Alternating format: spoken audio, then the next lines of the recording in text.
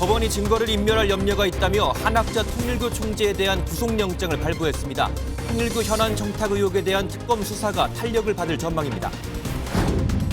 이재명 대통령이 미국 뉴욕에 도착해 본격적인 다자 외교 일정에 들어갔습니다. 이 대통령은 우리 시각으로 내일 새벽 유엔 총회 기조연설에서 민주 대한민국의 복귀를 선언할 예정입니다. 국회 법사위가 오는 30일 조희대 대법원장을 불러 대선 개입 의혹 청문회를 개최합니다. 한덕수 전 총리와 뒤기현 판사 등이 증인으로 채택됐습니다. 도이치모터스 주가 조작 혐의 등으로 구속 기소된 김건희 여사의 첫 재판이 내일 열립니다. 법원이 언론사들의 법정 촬영 신청을 허가하면서 피고인석에 앉은 김 여사의 모습이 공개될 전망입니다. 시청자 여러분 안녕하십니까? 통일교 청탁 의혹의 정점으로 지목된 한학자 통일교 총재가 오늘 새벽 구속됐습니다. 권성동 국민의힘 의원에 이어 한 총재의 신병까지 확보하면서 특검의 통일교 로비 의혹 수사가 속도를 낸 전망입니다. 오늘 굿모닝 MBN 첫 소식은 심동욱 기자가 보도합니다. 통일교 청탁 의혹의 핵심 인물인 한학자 통일교 총재가 구속됐습니다. 정재욱 서울중앙지법 영장전담 부장판사는 증거인멸 염려가 있다며 한 총재에 대한 구속영장을 발부했습니다. 권성동 의원에게 1억 전달된 거 정말 모르셨어요? 민중기 특별검사팀은 한 총재에게 4가지 혐의를 적용해 구속영장을 청구했습니다. 권성동 국민의힘 의원에게 불법 정치자금 1억 원을 전달한 혐의와 건진법사 전성배 씨를 통해 김건희 여사에게 명품 목걸이와 가방을 전달한 혐의 등입니다. 특검팀은 어제 영장실질심사에서 420쪽 분량의 의견서와 220여 쪽의 PPT 자료를 준비해 구속 필요성을 강조했습니다. 한 총재 측은 윤영호 전 통일교 세계본부장의 진술 외에는 증거가 없다며 반박했지만 법원은 특검팀의 손을 들어줬습니다. 법정에선 한 총재는 온 나라가 떠들썩하게 돼 송구하게 생각한다면서도 정치를 잘 모른다며 혐의를 부인한 것으로 알려졌습니다. 통일교 측은 법원의 판단을 겸허히 받아들인다며 수사와 재판 절차에 성실히 임해 진실을 규명하겠다고 밝혔습니다. 한 총재의 비서실장을 지낸 정원주 천무원 부원장에 대한 구속영장은 기각됐습니다.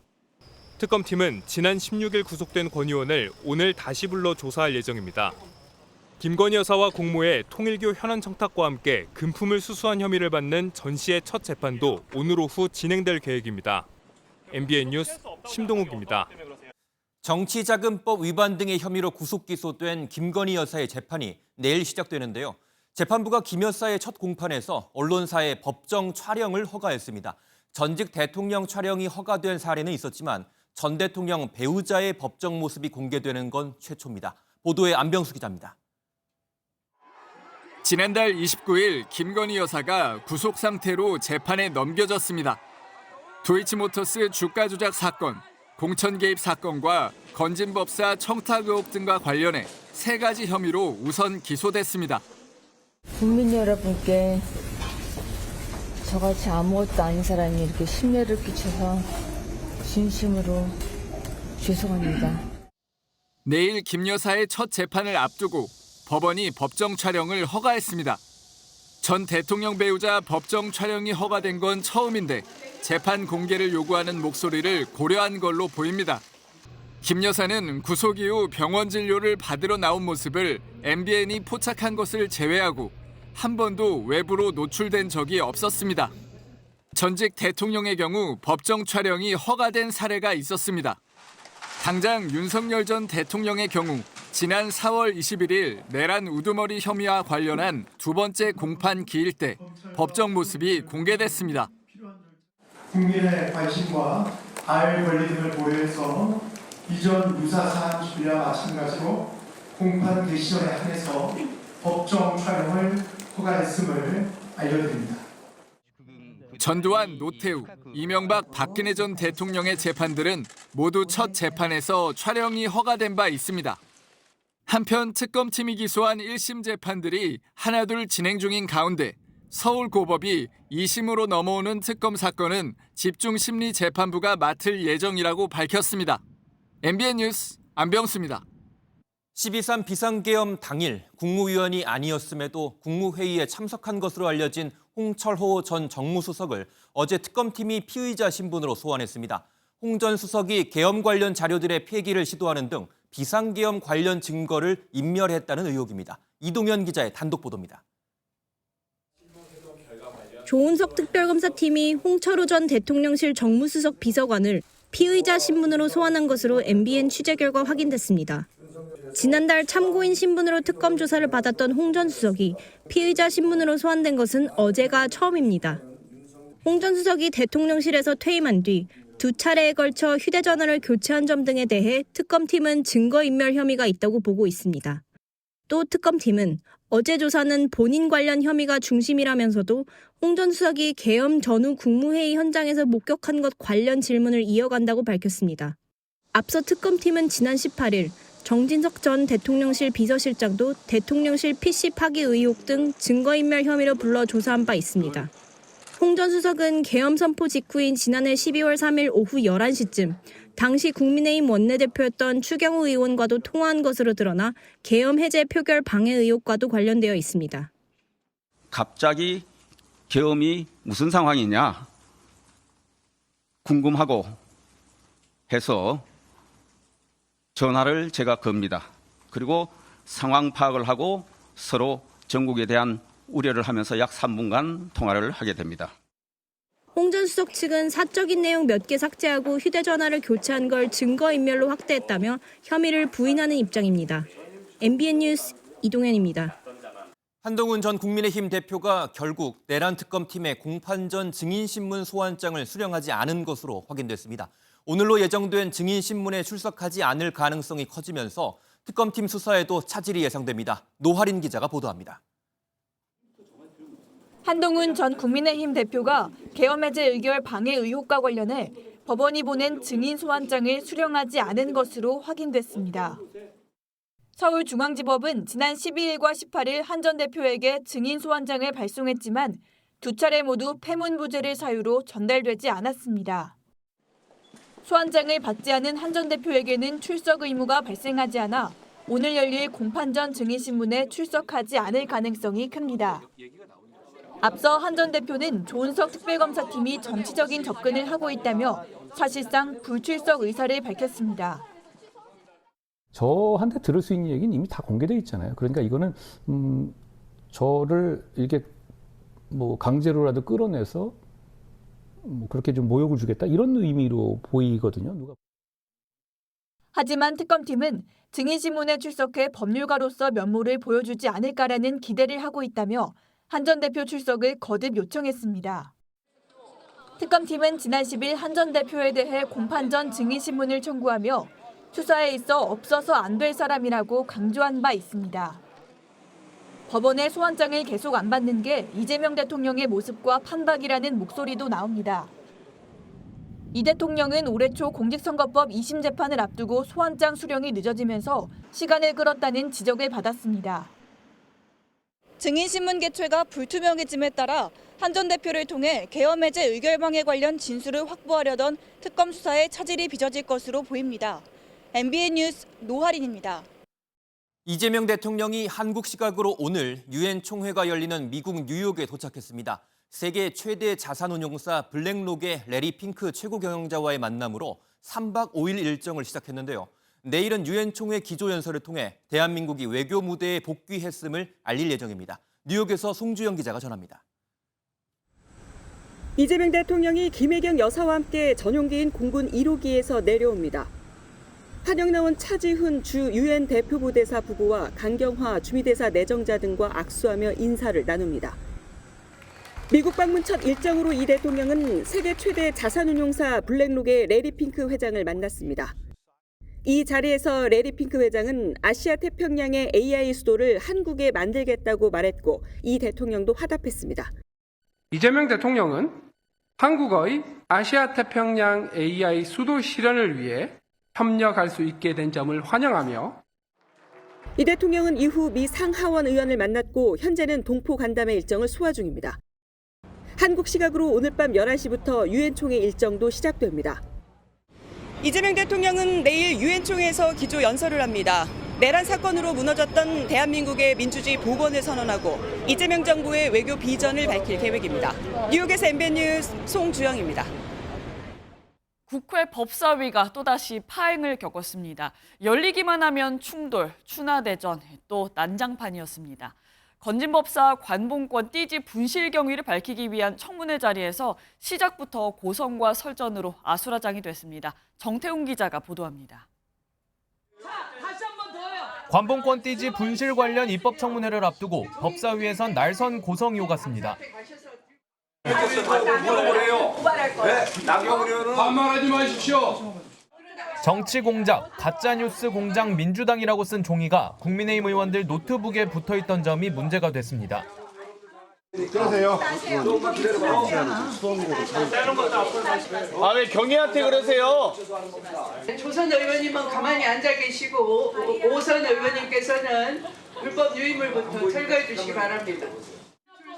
결국 추 위원장은 퇴장을 명령했고 국민의힘 의원들이 반발하며 위원장석을 둘러싸자 회의장은 아수라장이 됐습니다.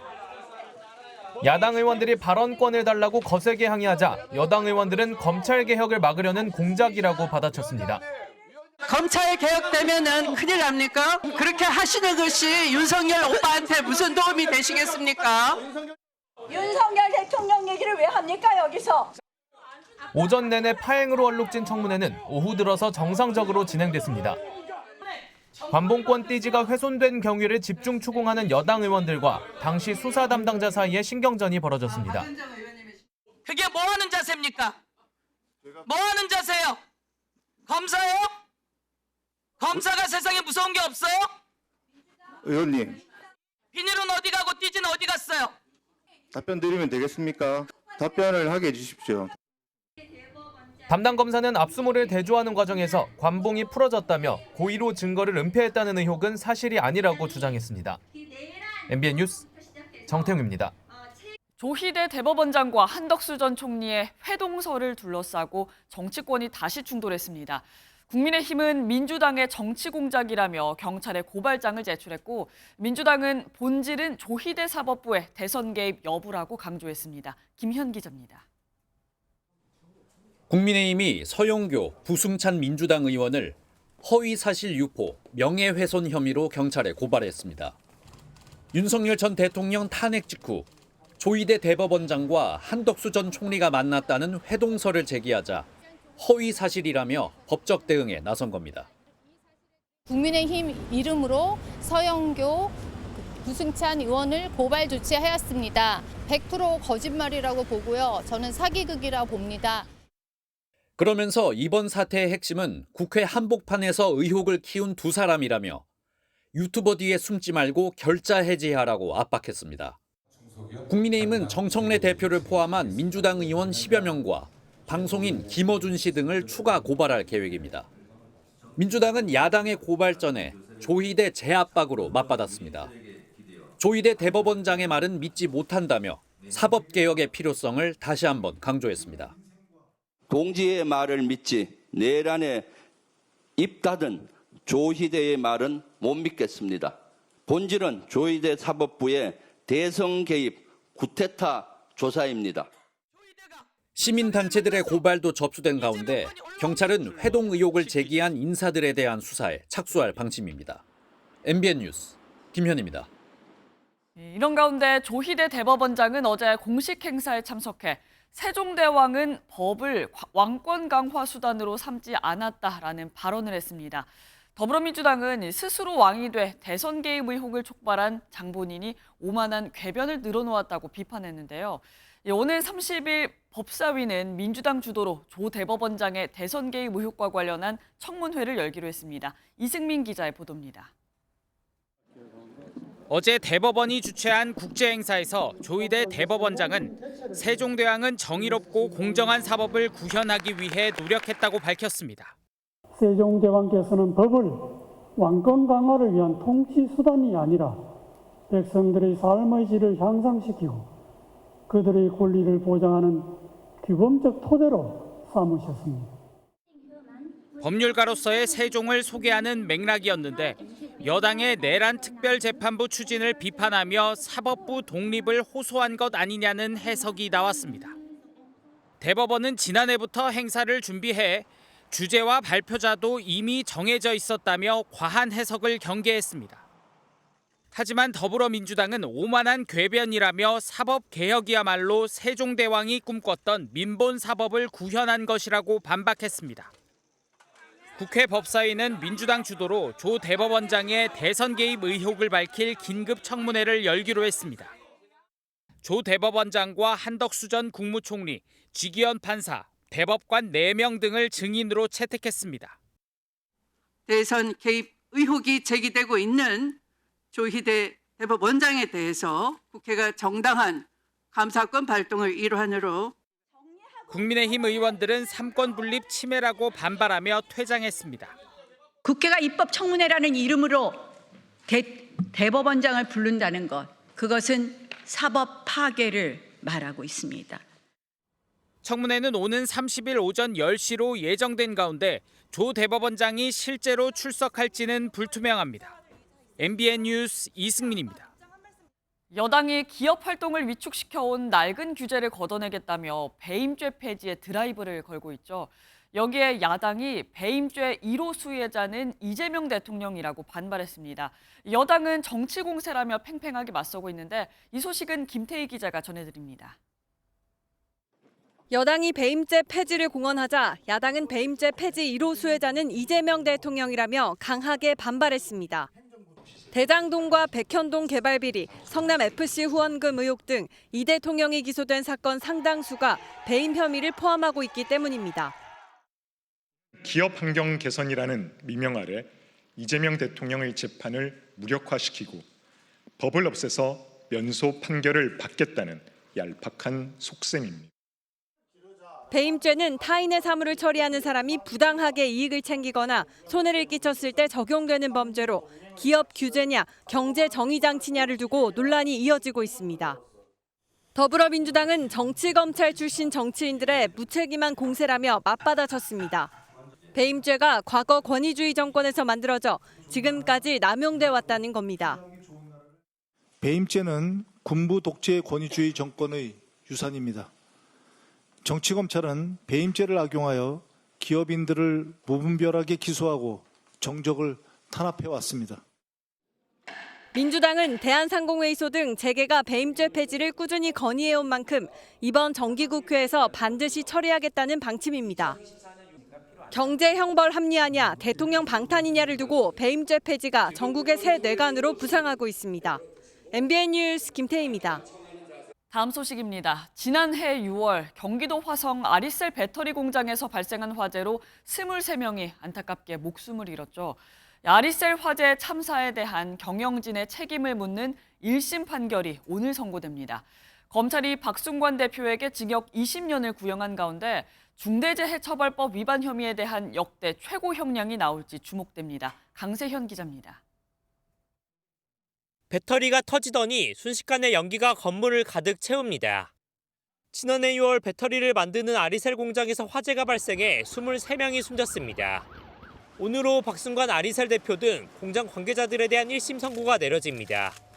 박 대표는 중대재해처벌법 위반과 산업안전보건법 위반 등의 혐의를 받습니다. 결심 공판에서 검찰은 박 대표가 아리셀의 안전관리 구축을 포기했고 사람 목숨보다 이윤을 앞세웠다며 징역 20년을 구형했습니다. 아들 박중원 본부장에게는 안전관리 책임자의 의무를 방관했다며 징역 15년을 구형했습니다. 유족 측은 참사가 일어난 책임이 경영진에게 있다며 엄벌을 요구했습니다. 저희도 너무 지쳤고 너무 힘들고 근데 이제는 뭐 사과하는 말 요구하지 않을 겁니다. 정말 판사님이 제대로 판결해 주시고. 반면 박 대표 측 변호인은 단순히 책임을 회피하려는 것이 아니라 책임에 비례하는 형벌이 내려지길 바란다고 주장했습니다. 중대재해처벌법은 산업재해를 줄이기 위해 2022년부터 시행됐습니다. 법을 위반해 중대재해에 이르게 한 사업주는 1년 이상의 징역에 처한다고 명시되어 있습니다.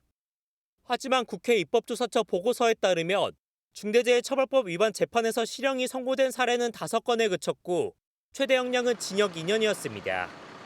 오늘 1심 판결은 중대재해처벌법과 관련해 중요한 판례가 될 것으로 전망됩니다. MBN 뉴스 강세현입니다. 지난 2월 대전의 한 초등학교에서 1학년 김하늘 양을 살해한 명재환에 대해 검찰이 사형을 구형했습니다.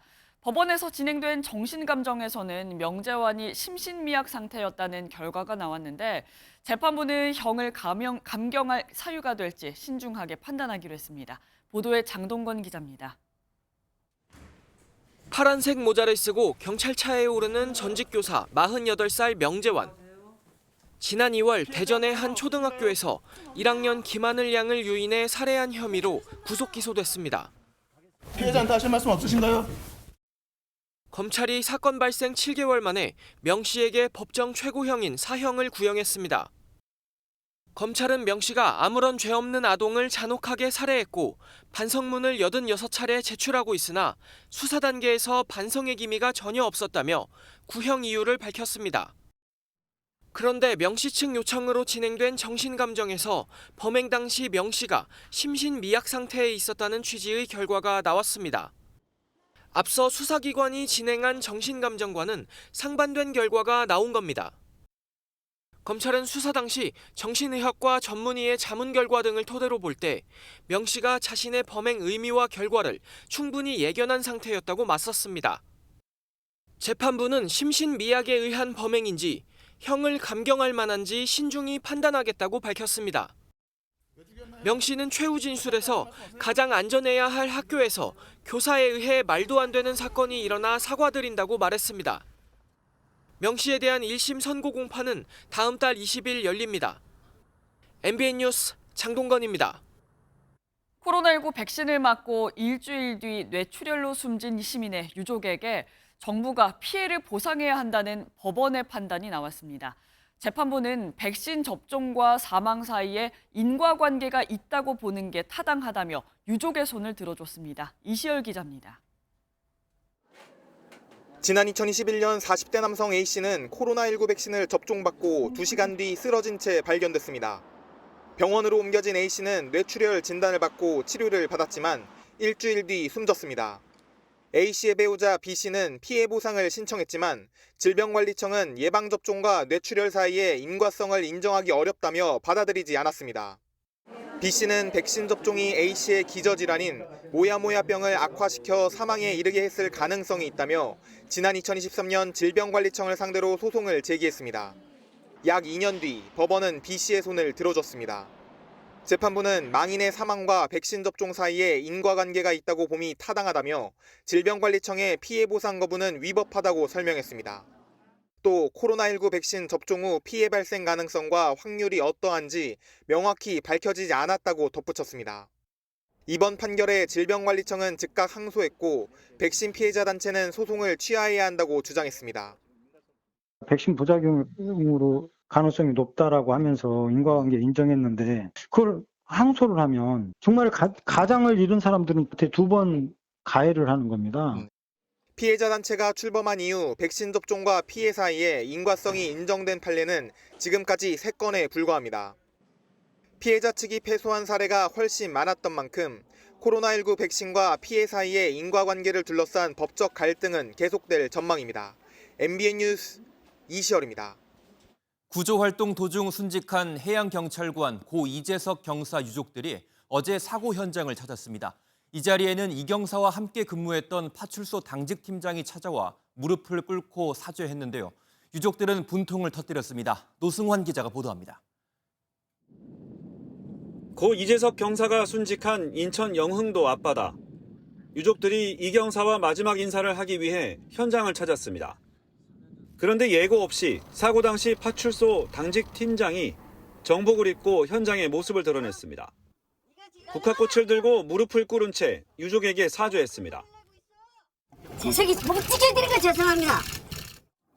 이를 지켜본 유족들은 국화꽃을 내팽개치면서 여기가 어딘 줄 알고 찾아오느냐며 격분했습니다. 그러면서 이건 보여주기 쇼에 불과하다며 울음을 터뜨렸습니다. 네가 장례식장에 가서 이런 모습만 보였어봐. 이 정도까지 됐나? 검찰은 이 경사 순직을 둘러싼 의혹을 규명하기 위해 검사 5명이 투입된 전담 수사팀을 꾸려 수사를 벌이고 있습니다. 유족과 고인의 동료를 참고인으로 불러 조사할 계획입니다. MBN 뉴스 노승환입니다. 경기도 안산의 한 아파트 단지에서 집으로 가던 남자 초등학생을 끌고 가려던 60대 남성이 경찰에 긴급 체포됐습니다. 남성은 아이가 예뻐서 그랬다고 진술했는데 이웃 주민들의 도움이 아니었다면 아이가 큰 화를 당할 뻔했습니다. 이재호 기자가 보도합니다. 아파트 단지 안에 경찰차가 연이어 도착합니다. 경찰이 주민들을 상대로 탐문 수사를 벌입니다. 나이든 남성이 미성년자를 유인해 끌고 간다는 신고를 받고 출동한 겁니다. 저희는 뭐 경찰이 와가지고 데리고 갔다 왔어요. 저희 아파트는 좀 어르신들이 많이 계세요. 젊은 층은 거의 없어요. 그제 저녁 6시쯤 경기도 안산시의 한 아파트 단지에서 귀가하던 11살 남자아이에게 60대 남성이 접근했습니다. 이 남성은 함께 가자며 아이의 팔을 잡아당겼지만 이를 본 주민들의 저지로 미수에 그친 것으로 파악됐습니다. 해당 남성은 집에 돌아온 아들의 말을 들은 아버지의 신고로 1시간여 만에 주거지에서 긴급 체포됐습니다. 경찰에 붙잡힌 남성은 아이가 예뻐서 그랬다며 술에 취해 잘 기억나지 않는다고 진술한 것으로 알려졌습니다. 경찰은 미성년자 약취 유인 혐의로 60대 남성에 대해 구속영장을 신청할 예정입니다. MBN 뉴스 이조입니다. 강원도 춘천의 한 식당에 차량이 돌진해 내부가 폭격을 맞은 것처럼 처참히 부서졌습니다. 다행히 사람이 없어서 망정이지 하마터면 큰일 날 뻔했습니다. 차량 운전자는 술을 마신 것으로 확인됐습니다. 보도에 장진철 기자입니다. 식당의 전면 유리창과 출입문이 사라졌습니다. 의자와 탁자, 간판도 부서져 널브러져 있습니다.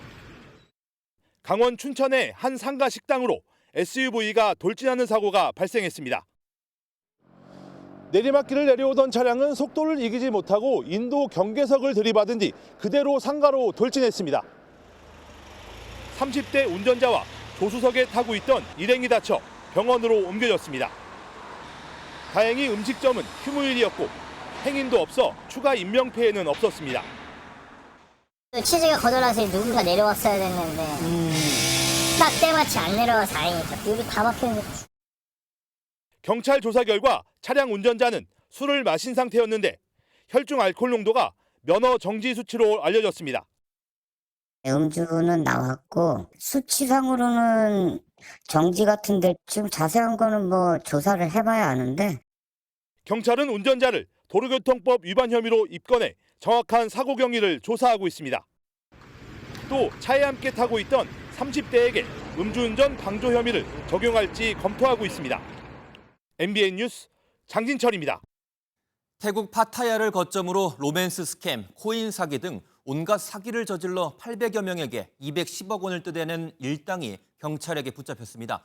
군기를 잡으려고 조직원들을 마구 폭행했다가 목숨의 위협을 느낀 한 조직원의 신고로 결국 꼬리가 잡혔습니다. 이 내용은 황찬민 기자가 보도합니다. 손에 총을 쥔 무장경찰들이 편의점 앞에서 큰 소리로 외칩니다. 한국분 계시면 얘기해 주세요. 10여 명의 경찰들이 한꺼번에 들이닥치자 잠시 뒤 한 남성이 머리에 손을 올린 채 걸어 나오고 무릎을 꿇습니다. 태국 파타야를 거점으로 활동해온 사기 조직 총책 A씨가 검거되는 모습입니다. A씨가 운영한 조직은 지난해 7월부터 1년 동안 로맨스 스캠과 코인 사기뿐만 아니라 노쇼와 금감원 사칭 등을 저질러 878명으로부터 무려 210억 원을 뜯어낸 것으로 드러났습니다. 팀장급 간부들은 경찰의 추적을 피하려고 조직원들의 외출과 외박을 통제했는데 이에 반발한 조직원은 무자비한 폭행을 당한 것으로 나타났습니다. 결국 목숨의 위협을 느낀 조직원이 몰래 아버지에게 도움을 요청했고 신고를 받은 한국과 태국 경찰이 공조 수사에 착수했습니다.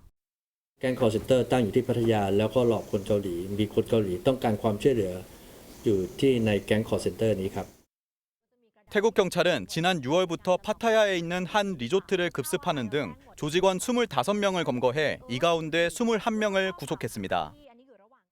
경찰은 태국에 구금된 총책 등 조직원 9명에 대한 국내 송환 절차를 추진할 방침입니다. MBN 뉴스 황찬민입니다.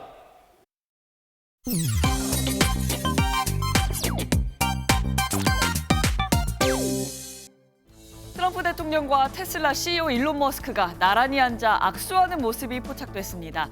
현지 시간으로 지난 21일 미국 애리조나주에서 열린 찰리 커크 추모식 현장. 공개적으로 충돌했던 두 사람이 공식 석상에서 만난 건 약 석 달 만입니다. 몸까지 기울이며 귓속말을 하는 듯한 화기애애한 모습에 누리꾼들은 헤어졌다 재회한 연인 같다, 3개월 전엔 추방 검토하겠다더니 대체 누가 이겼냐 등 반응을 보였는데요. 그만큼 두 사람이 어떤 대화를 나눴는지에도 관심이 쏠렸습니다. 한 영국 매체는 독순술 전문가까지 동원했는데요. 분석 결과 잘 지냈냐, 보고 싶었다라는 애정어린 대화가 오갔다고 하네요. 조용한 주택가에 맨몸으로 불을 지른 방화범이 붙잡혔습니다. 새벽 2시 20분경 어두운 주택가에서 불길이 치솟습니다. 그런데 불길 바로 옆에 웬 남성, 옷을 입지 않은 나체로 호련히 서 있는데요. 화재 현장을 목격한 경찰관이 진화 작업에 나선 상황에서도 허리에 손을 올린 채 여유롭게 자리를 지킵니다. 알고 보니 불을 낸 방화범이었는데요. 단순히 심심하다는 이유로 자신의 옷과 건물 앞 쓰레기 등을 태워서 불을 질렀습니다. 화재 건물엔 집주인 부부가 자고 있었던 만큼 경찰이 초기 진압하지 않았다면 자칫 더 큰 화재로 번질 수 있었던 상황. 이 의문의 나체 방화범은 현주 건조물 방화 혐의로 검거됐다고 하네요. 기적은 없다 믿었던 내게 기적이 되어준 너. 네, 이 발라드의 황제 가수 신승훈 씨가 정규 12집으로 컴백했습니다. 1967년생으로 올해 58세인 신승훈 씨. 벌써 데뷔 35주년을 맞았는데요. 10년 만에 정규 앨범을 선보입니다. 리메이크나 과거 히트곡 재발매 대신 11곡의 신곡으로 꽉꽉 채워졌는데요. 전곡 프로듀싱과 작곡에 참여한 신승훈 씨는 현재 진행형인 가수라는 걸 보여주고 싶었다고 전했습니다. 컴백을 앞두고 설렘 반 반가운 반이라며 소감을 밝힌 신승훈 씨. 활동 재개 소식에 누리꾼들은 뱀파이어다, 이 형도 참 안 늙는다, 가을엔 발라드지, 계속 활동해달라라며 응원을 보내고 있습니다. 지금까지 인터넷 와글와글이었습니다.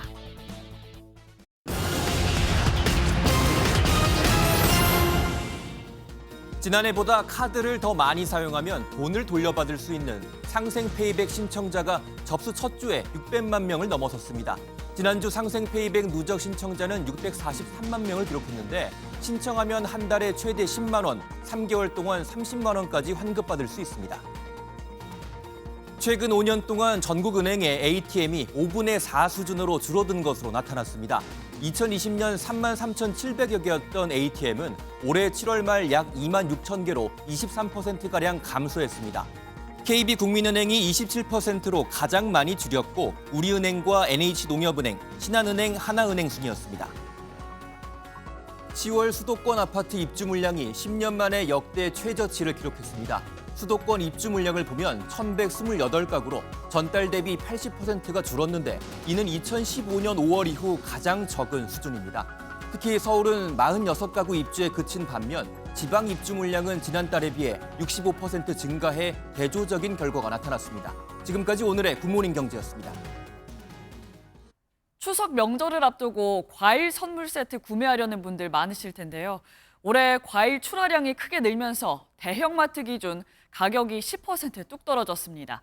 2차 소비 쿠폰 사용까지 시작되면서 명절 과일 선물 부담은 보다 줄어들 것으로 보입니다. 홍지호 기자가 전해드립니다.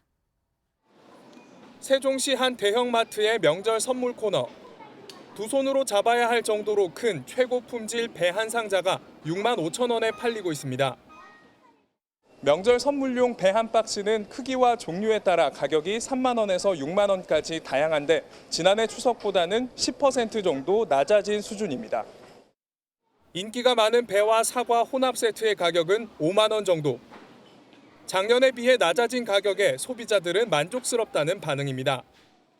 작년보다 조금 가격이 좀 나아진 것 같아서 지인들한테 좀 선물을 하려고 생각을 하고 있어요. 추석이 지난해보다 20일 늦어지면서 그만큼 과일이 나올 시기도 길어졌기 때문인데 전통시장에서도 가격은 내려갔습니다. 사과는 5kg인데요. 한 5천 원에서 만 원 정도 차이가 난다고 봐야죠, 작년보다. 이번 추석 성수기 배와 사과 출하량은 지난해보다 각각 7%와 6% 정도 늘어날 것으로 전망돼 가격은 더 안정될 것으로 예상됩니다. 여기에 2차 민생회복 소비 쿠폰 사용도 시작되면서 이번 명절 과일 선물 부담이 어느 정도 줄어들 전망입니다. MBN 뉴스 홍지호입니다. 관세 문제로 막혔던 미국행 소포 접수가 27일 만에 다시 시작됐습니다. 영국에 이어 세계에서 두 번째로 미국행 소포길이 열린 건데요. 이전과 어떤 점이 달라졌는지 유승호 기자가 짚어봤습니다. 우체국 국제우편 창구 곳곳에 미국행 소포 접수 안내문이 세워졌습니다. 미국의 관세 부과로 지난달 26일부터 중단됐던 접수가 27일 만에 재개됐습니다. 앞으로 일반 소포와 국제 특급 우편, EMS 모두 발송인이 관세를 부담하게 됩니다. 현금이나 계좌이체로 관세를 납부하시면 되고 세관 신고서에 각 항목들을 정확하게 작성하시면 됩니다. 기존에 없던 관세 신고 절차에 따라 수수료도 생겼습니다. 10만 원짜리 물건을 미국에 보내려면 민간 업체를 이용할 경우 2만 원 안팎의 수수료를 부담해야 하지만 우체국을 이용하면 3,250원만 내면 됩니다. $100 이하 선물은 관세를 부담하지 않고 추가 관세가 나오더라도 대납업체가 부담합니다. 시민들은 대체로 반기는 분위기입니다. 좋은 방법이 생겼으면 감사히 생각하죠. 빨리 간다니까 참 좋네요. 하지만 미국 당국 요건을 충족하지 못하면 통관 지연이나 반송, 폐기될 수 있습니다. 배송 과정에서 그 가치나 가격에 대해서 문제를 삼지 않을지? 우체국은 다음 달 말까지 EMS 창구 접수 시 건당 5,000원을 할인할 방침입니다. MBN 뉴스 유승호입니다.